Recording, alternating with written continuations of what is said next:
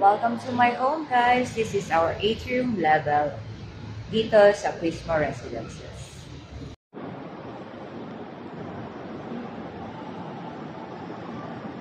Ganito kaluwag yung ating hallway. So, hindi po tayo face-to-face agad. Pag ginarap mo yung neighbor, hindi ka agad makita yung kanilang mga room dahil may malaking pagitan in between.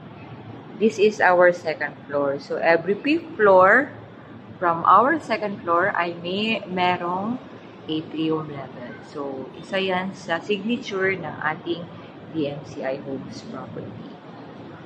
So, for more details of this project, just message me now. So, when it comes naman sa ating mga elevators, kompleta tayo. We have 8 elevators, kaya hindi natin kailangan pumila when we need to go down or up sa ating mga building floor.